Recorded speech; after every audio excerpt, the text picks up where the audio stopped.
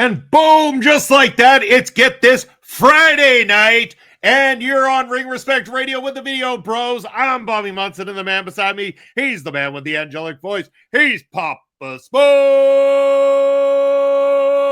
Papa Smokes, happy Friday, brother. How you doing? Well, I'm doing great, Munson, but this is going to be a little difficult to get used to because it's been Thursday nights for us for a long time. It sure has. And I will mention it. Yes, we are pre-recorded, so we are not with you actually live right now, unfortunately, but hey, that's okay. We're still with you in spirit, so get those drinks out, get ready for a party night, and we're going to talk about some MLW here on this very special edition of Ring Respect Radio. We've had such great content going on right now, Papa Smokes, and we wanted to fit this in while everybody's still talking about it, and damn, are they ever talking about it, and with good reason. We're going to get to that very shortly. I want to know, though, before we start getting into the meat of this matter, MLW Battle Riot VII, what is your kind of overall thoughts of this event? Well, really long for one thing. It was almost 3.5 hours long. That's a good thing. It means that they've got lots of show to put on, but I'm seeing this as a little bit of like a rebound show for MLW. We had enjoyed it a few years back. It kind of has been through a tough phase right now where it was difficult to watch for a little bit there. All their talent, all their top talent at least, left. But now, watching this show and a couple of the ones we've watched over the past months, feels like they're coming back a little bit. Feels like the momentum's growing again, and they feel like a company that's happy doing what they're doing, successful doing what they're doing, and then that's translating over to the fans. It makes the whole show more enjoyable and more fun when you can see that the company is having fun making it. Yeah, and fun they had throughout this entire card. Like, it was, even the stuff where it's like, some of the stuff that doesn't fit the mold of what you and I normally enjoy, I still was having fun throughout. I really don't think I had a moment in the show that I was like, oh, complete cringe. I mean, there's some cringy stuff at times in all of pro wrestling, really, when you get to the meat of it. But I think overall, I had a good time watching this one right the way through, and I got to give credit to MLW. Yeah, there was a while there where, I felt a little disconnected from where the direction they were going. But as you said, over the last little while, they've been kind of rebuilding that, and Battle Riot seemed to be like, let's go all out. And that set that they had at the top of the ramp, like, I thought that was a very nice touch. Very, very nice looking from MLW on that.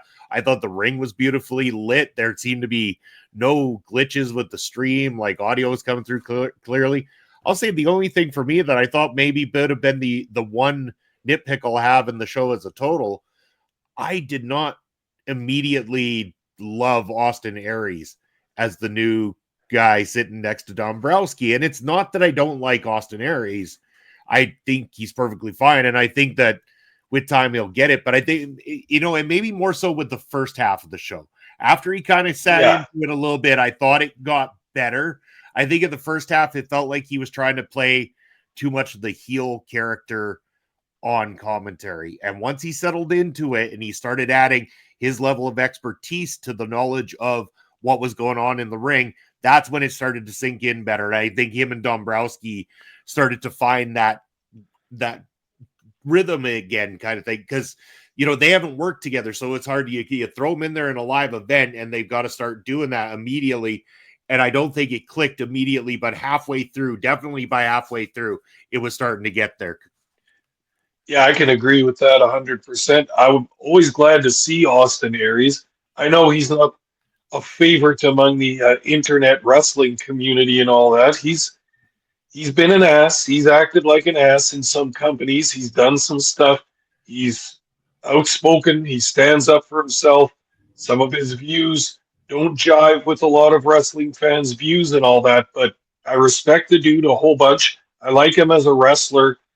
And yeah, I have to say, the first couple of matches, him and Dombrowski felt cold together, right? Like, Joe's always good. He does his part perfectly, but there wasn't that chemistry happening at first.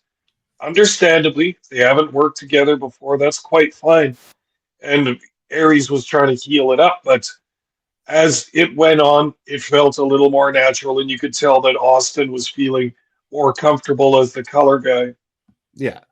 Yeah, again, and when I say it's a slight nitpick, it really is a slight nitpick because, like you said, it's you're throwing two brand guys in together, haven't had a chance to really get warmed up and get to do this thing. And once it clicked, it clicked. And I bet you even by the next MLW show, the two of them going live will be seamless right from the opening of the program. So I'm looking forward to seeing as it develops.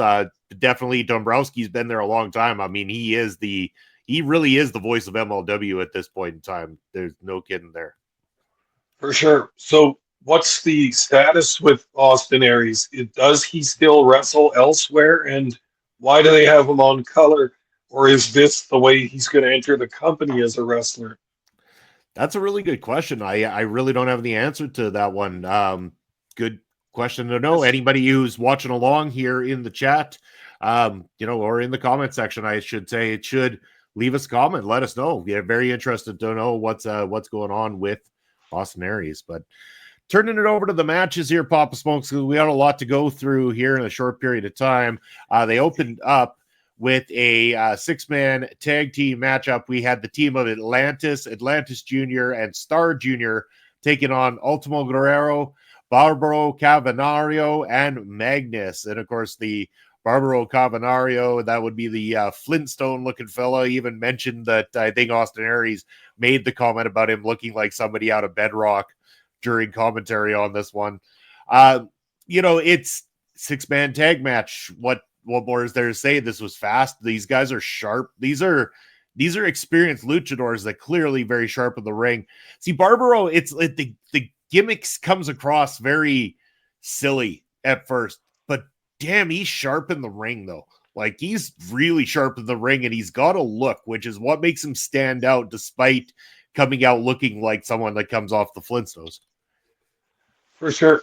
Before I get into this match, I wanted to just preamble by saying something about where the Battle Riot was held this year.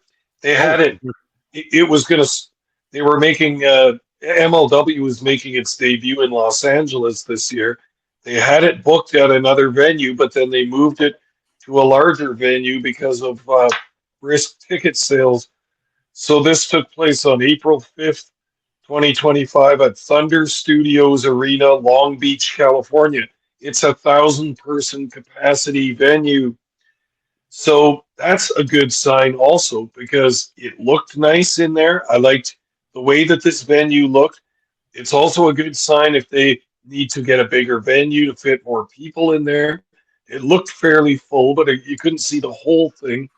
And like you said, the production looked fantastic on this show. The camera work and the lighting were really good. The packages were well made and all that. So people watching this, even if it's for free on YouTube, are getting a little treat because MLW know how to produce and present a wrestling show very nicely. And one more thing about this card taking place in Long Beach, California. This is the perfect place for MLW to flex some of its lucha muscle and get those Southern California people who are near to Mexico, get that Latino and Latina community there with a bunch of luchadors. And then to take a step further, they got a bunch of classic luchadors such as Ultimo Guerrero, Atlantis Sr., and some of those other guys. Some of those dudes, they were saying, had 35 and 41 years experience in the business. Damn, that's not just experience. You guys are old, but I don't mean it as a bad thing. That's fun. They know how to do this, and they're there for the younger generation as well. So very cool. You know that a lot of fans went there to see the old luchador that they watched when they were a kid and who marveled them when they were a child. Hey man, Ultimo Guerrero's playing for MLW over in Long Beach. Let's go, right? Yeah. Yeah. No, it's fantastic. And we talk about this a lot too, about kicking off the card in the right way. And there's a lot of matches that were solid on here, but it feels like this one was the right one to get that audience into it. It was Yeah. the high fly, the high flying at times, but grounded with that experience type matchup. It was never a dull moment. You're not going to have a dull moment when you're talking about 6 luchadors in a single matchup. So that crowd was hot, and then I think that momentum carried over throughout the show. That matchup did its job in opening this thing right up for this. And of course, Atlantis Jr., Star Jr. picking up a great win.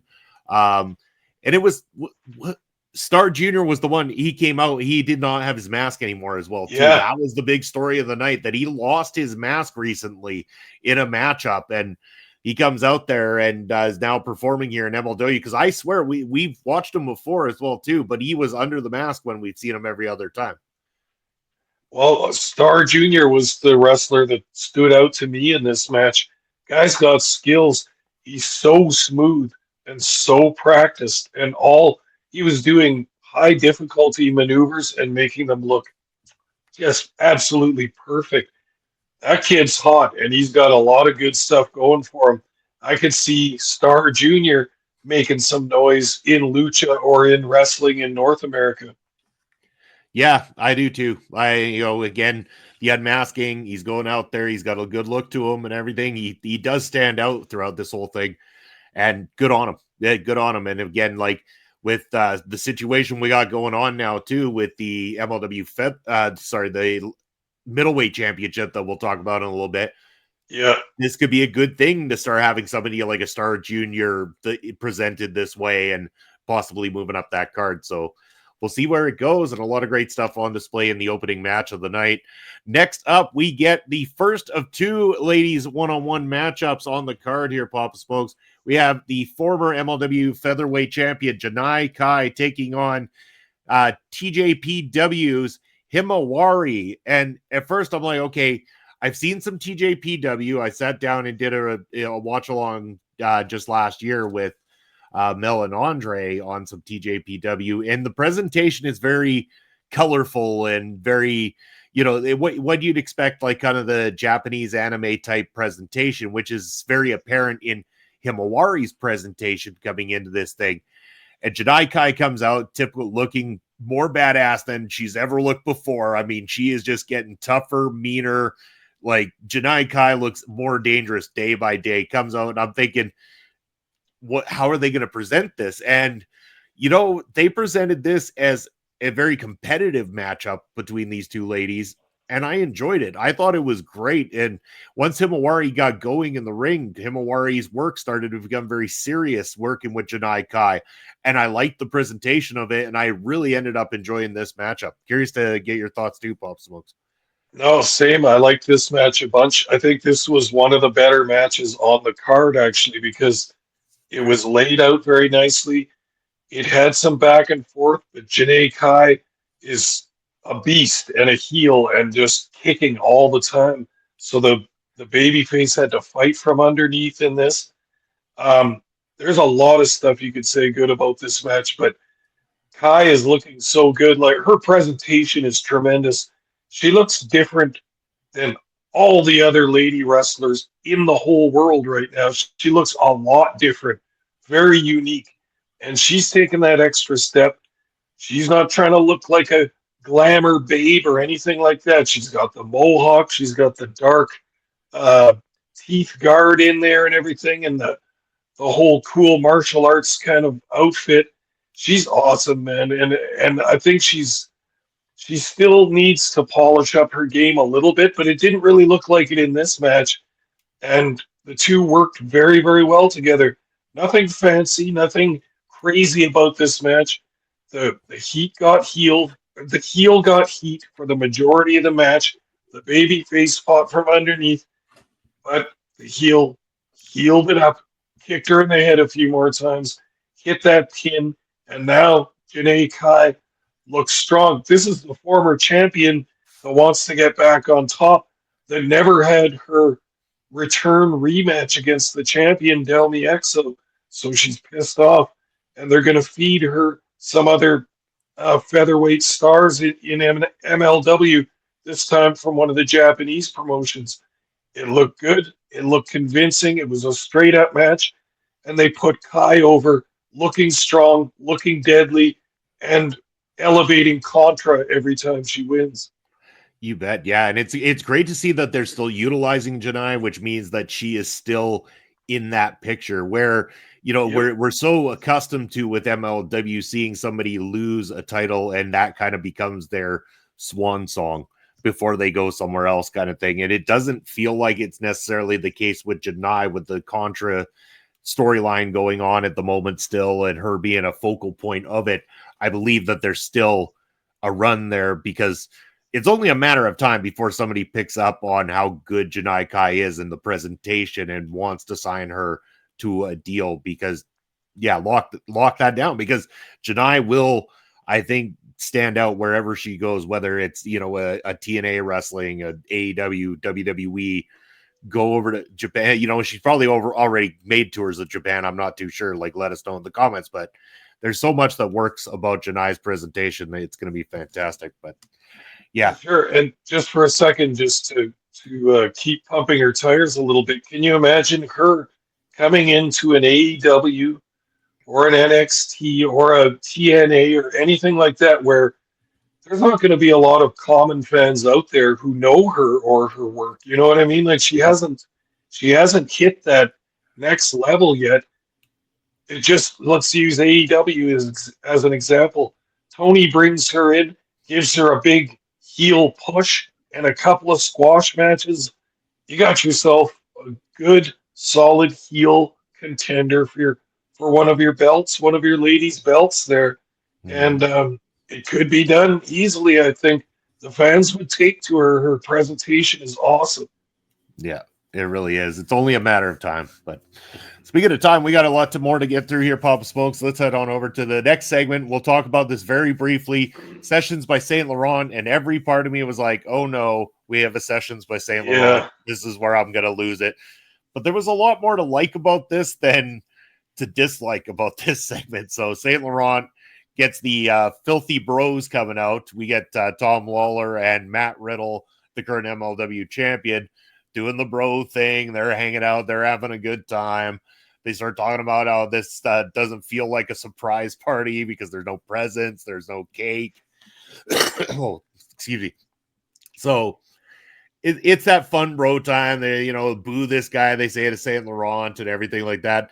Where it started to get me where I liked it because it ran a little bit long, but not too long, was I didn't mind when Saint Laurent pulled the pipe out of the sling, very old school wrestling style, and hit Tom Lawler with it. Then isolates Matt Riddle, who thinks he's going to be the hero in this session. And bang, out comes Donovan Dijak. Out comes Bishop Dyer. Beat the lemon piss out of these guys. This looked fantastic, and the setup to it worked on every level. As much as I thought I was going to find this a little bit too cringe, I liked it in the end. I thought that the icing on the cake was worth the wait. Yeah, I can agree with that too. And I was kind of dreading this segment when it first started, and I thought, oh, this is going to be a little bit of verbal bullshit and some fun and a little bit of joking around and such. But it's actually clever the way they ran this segment, similar to having a Piper's Pit or something. The first two matches were preliminary matches, not any gold on the line or anything like that. Preliminary matches. But then they had this segment. Now we get some star power out there. Now we got the heavyweight champion and the former champion, Lawler and Riddle out there. Not only do they get attacked by St. Laurent, but now we've got more star power out there. Dijak and Dyer come out with the sneak attack. This is just giving the fans a little appetizer as to what they're going to see later at the top of the card when that time comes around. The Battle Riot, in this case, the main event, you're going to see these stars, 6'8" and 6'7", big, strong, tattooed guys that have been in the big company. Everybody's seen them on TV. This is really getting your fan base excited at this point and salivating for more, and also setting up a little thing where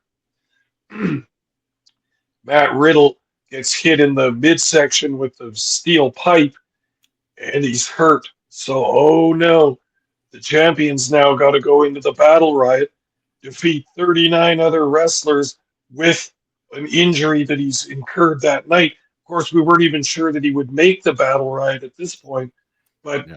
it's all getting the fans' minds buzzing and thinking about, oh, geez, we just saw some of the big guys from the main event. This is going to be good. I'm staying for this. I'm going to watch all this. Mhm. And I want to see the big stars when they come out.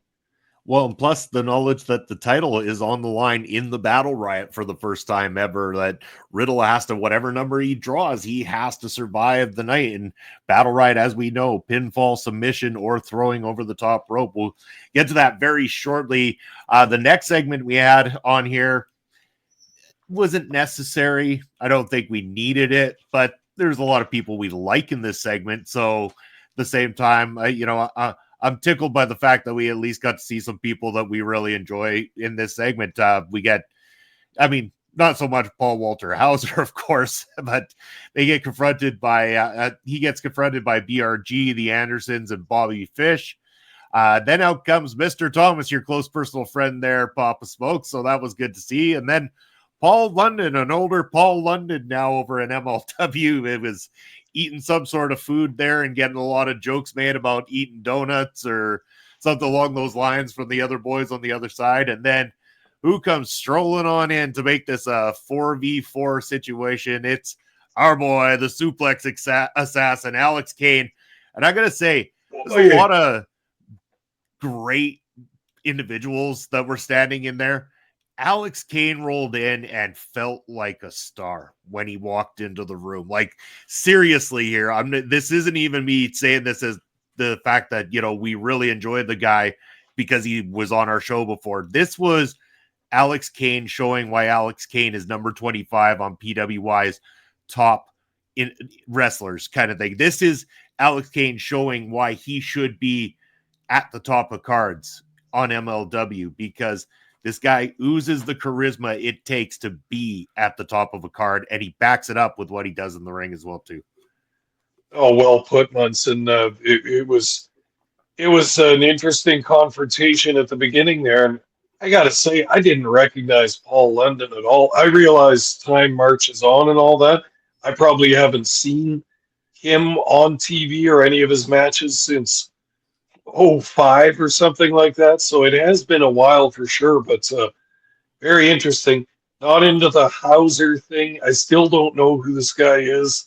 And I just have never really bothered to look it up because I don't find him interesting or charismatic or anything yet, I guess. He's my least favorite character in Cobra Kai, and Cobra Kai is a show where I enjoyed it through every season. So. Oh, is that what he acted on? Okay. Yeah. Okay. Well, at any rate, this confrontation kind of once again planted some seeds in the viewer's mind. We're going to see these guys clash later, and then, like you said, when Alex Kane walks in, that fit, eh? I mean, the guy's just such a snappy dresser. He's got those slacks. He's got that nice tight sweater on. He's got the hairdo and everything. Oh, all about the charisma and the confidence, and you could just feel the whole temperature in the room change when he walked in. Yeah.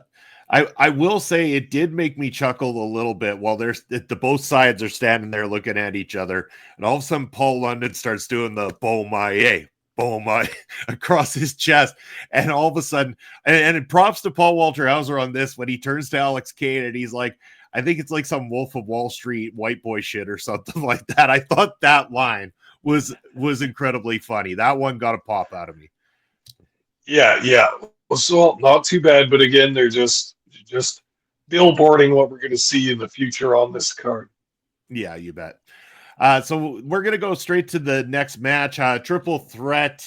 This was a luchador match. Mystico watching, as Mystico, we found out, has now got a tricep injury. He has been the MLW middleweight champion for quite some time. In fact, was supposed to be on this card, not on the card. This is the match that's taking over. It's Esfinge versus Hechicero versus Templario. There we go. I got the pronunciation. I know I got the pronunciations on those. Not bad. It was a nice little match to fill in where it needed to go right here, especially to set up what was going to be coming up afterwards.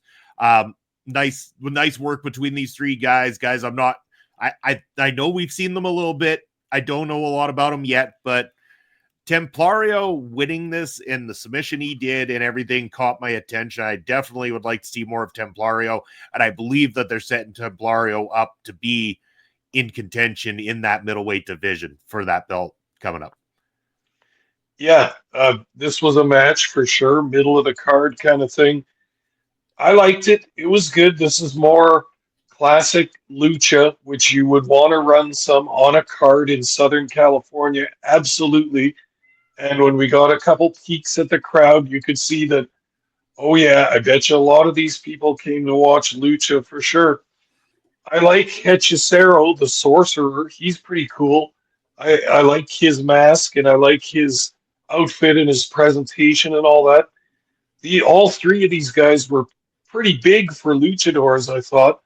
Um, like you see that a little bit more now, especially in some of the lucha matches in MLW. Some of those guys are big, and it's unusual for lucha. I think a lot of those guys are much smaller and thinner and lighter for the aerial attacks and all that. But I like it that you have some more of these kind of big-bodied guys that brawl a little bit more and can still do hurricane ranas and all that stuff, and are agile, but are also big and strong. It looks good. Yeah, really does. So yeah, like I said, Templario gets the win afterwards. This is where Mystico has to give up his championship due to injury. He's handing this on over to Cesar Duran at the top of the ramp when all of a sudden, speaking of people who've been on our show before, Papa Smokes, Akira Kwan comes in, absolutely F Cesar Duran right up, steals the belt, and our boy's been posting all over online about how basically possession is that 9/10 of the law. He's got the belt, and he's calling himself a new MLW middleweight champion. I loved this for Kwan. Absolutely loved this for Kwan. And I hope this leads to him being in that title contention or securing that title, because damn, that was great. Oh, I think he's got all the chance in the world of winning it now. And how else do you get noticed by a champion but come out, kick his ass? Well, in this case, he misted Cesar Duran, but I mean, he got everybody's attention, and now he's in possession of the belt. So that's going to piss everybody off, including the ex-champion, Mystico. Yeah.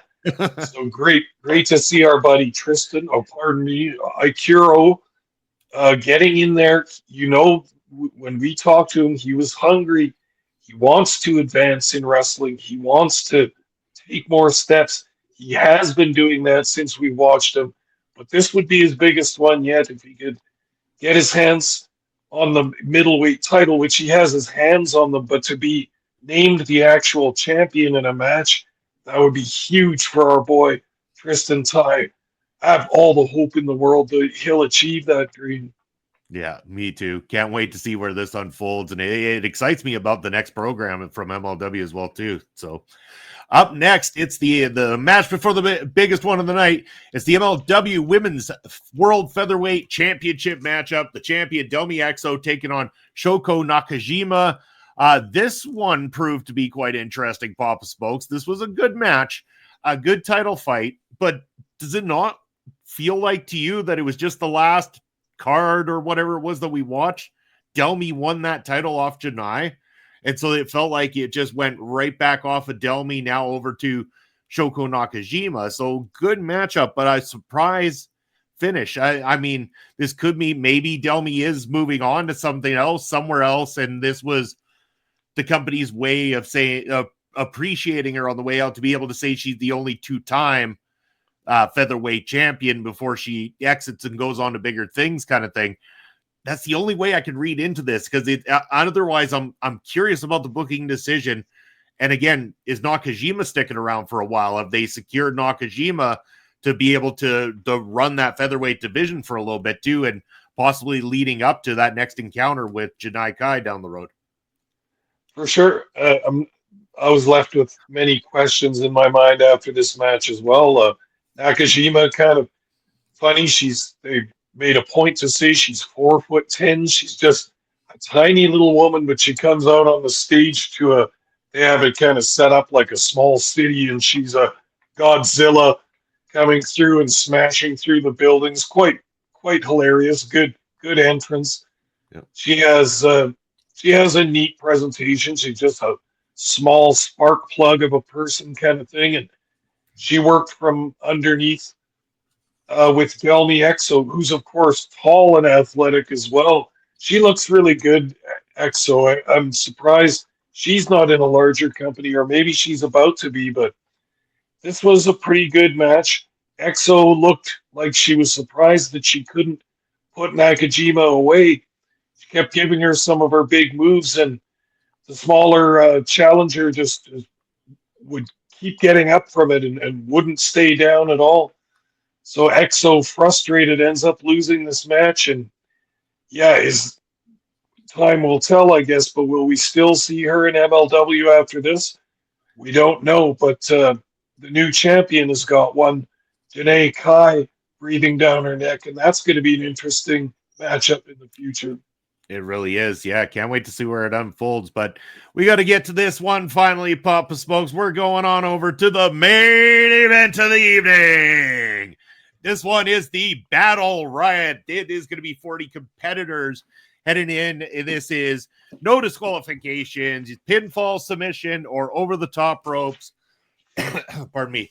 And I'm going to go quickly list off everybody who competed in this. I don't think we're going to go one by one. We're just going to talk about some of the highlights that came from this thing, Papa Smokes. Otherwise, we could be here for the next 4 hours.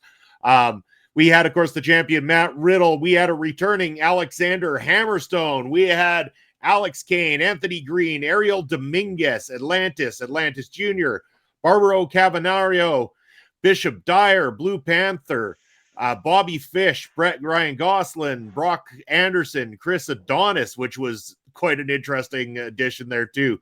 C.W. Anderson, Donovan Dijak, Dr. Dax of all people showed up in this Battle Riot, Papa Smokes. Esfinge, Hechicero, Akira Kwan, Jesus Rodriguez, Journey Fatu, the younger brother of Jacob, showed up, and we will be talking about that momentarily.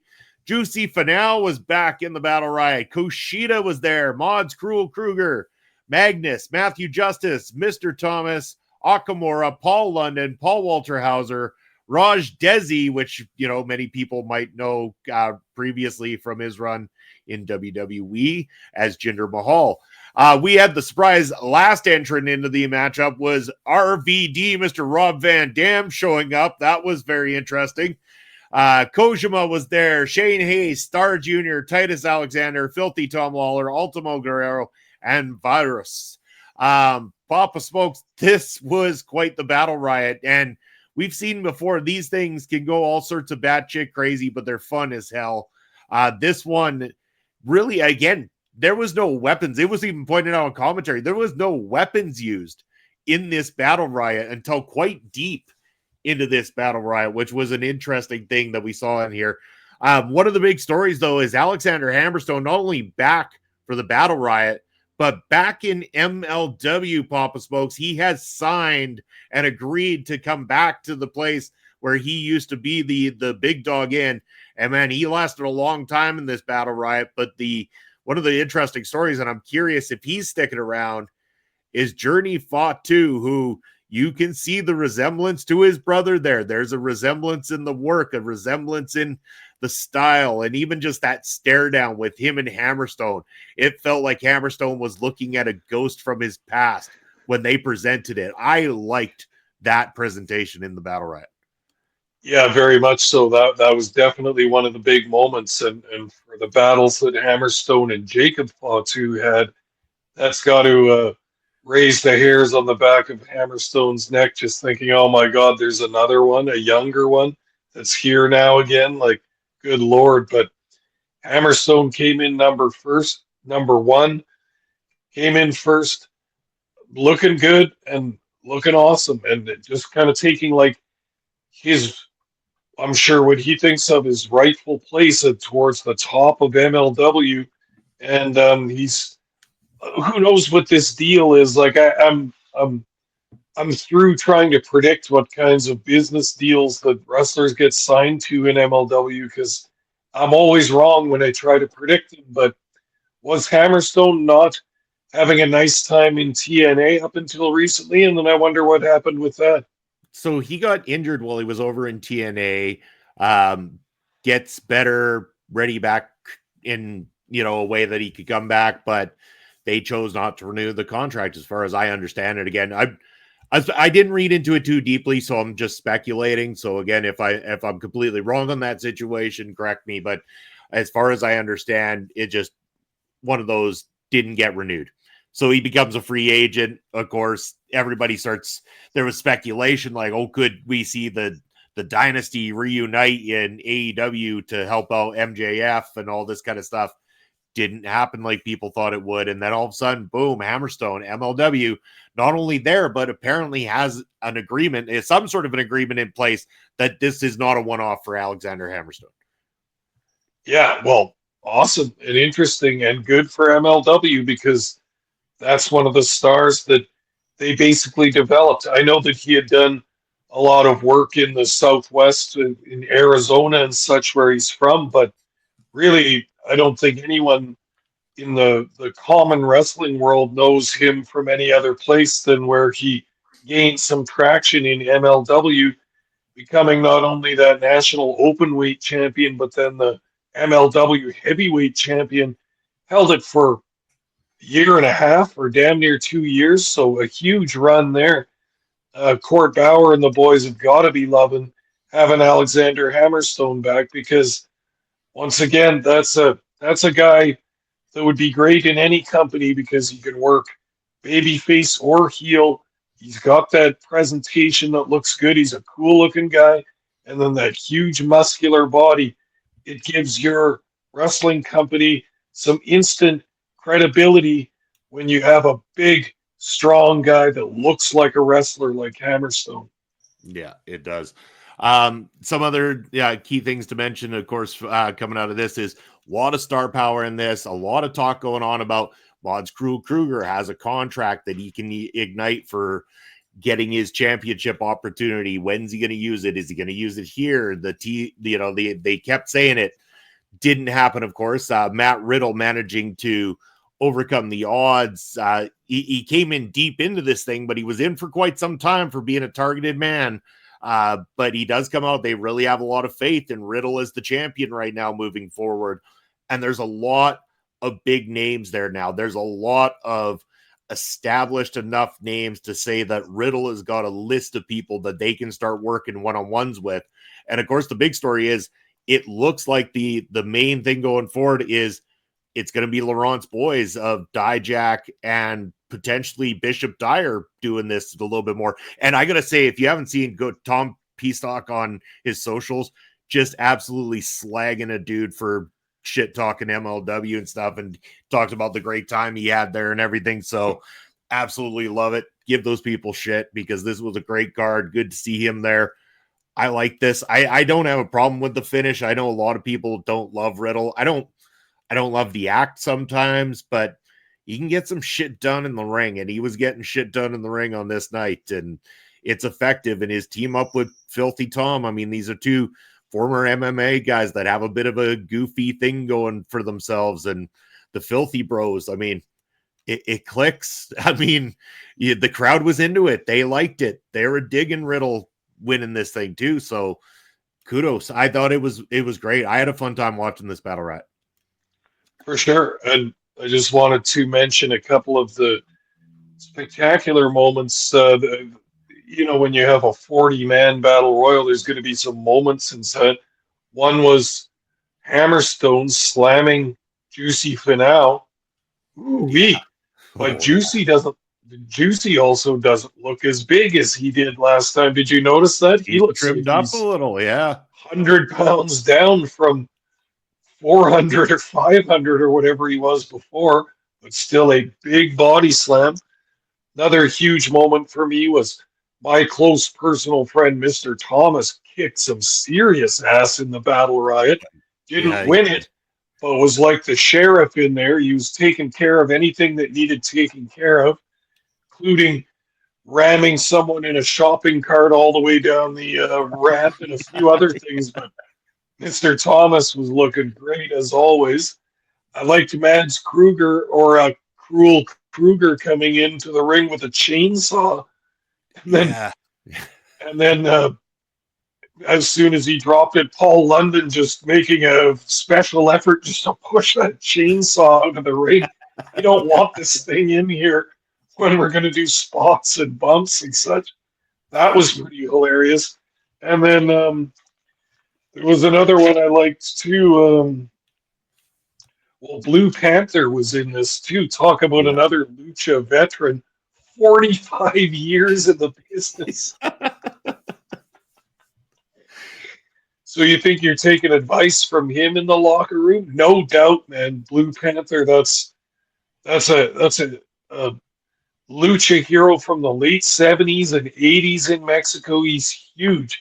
And I imagine, just like I said at the top of this show, a bunch of those SoCal fans probably saw so much lucha. That's their area, that's their territory. There's always tons of lucha in Southern California. You think they don't know Blue Panther? They're dying. They're loving it. Dads are bringing their sons. Moms are bringing their kids. You got to see Blue Panther. This guy was my favorite when I was a kid. Yeah, fantastic. All right, but it was a great show, Papa Smokes. We are short on time, so we do got to wrap up, but I think this one gets the A+. Go watch it. Now available on YouTube. Go check out MLW. Give them a subscribe. And while you're at it, cost me some money, Papa Smokes, and tell the people where they can find you with that beautiful looking expensive ticker of yours. Always can be found on X, Elon Musk's free speech wonderland. I am at smokes_papa. Also on Twitch at papa_smokes_. That's Papa Smokes. That's for myself, Bobby Munson, over the X Real Bobby Munson, Instagram and Threads at Video Bros SK, over to the Twitch Video Bro_Bobby Munson, and on the Blue Sky, search up Bobby Munson. You'll find me there. You can find myself and Papa Smokes on Saturday afternoons, calling all the action for Prairie Pro Wrestling, PPW, over on the YouTube side. You can catch me on Point of View every Sunday at 11 a.m. Eastern Time with my crew. We talk about the week in sports. And, of course, not that long from now. In fact, next weekend, it's WrestleMania weekend, and there is going to be all sorts of guests, all sorts of shows from this channel right here. It's OLE Podcast, where we want you to go like, follow, subscribe so that you can know all the time the content is coming out from all our great contributors, and there's a lot of it coming out this coming week, Papa Smokes. Can't wait to see what's going to be done. Lots of cool guests that we got lined up. It's going to be a fun-ass time. But that's going to be it on this special edition of Ring Respect Radio. We appreciate you for tuning in on a Friday night, and that is it for us. Take care, everybody. See you in a week's time.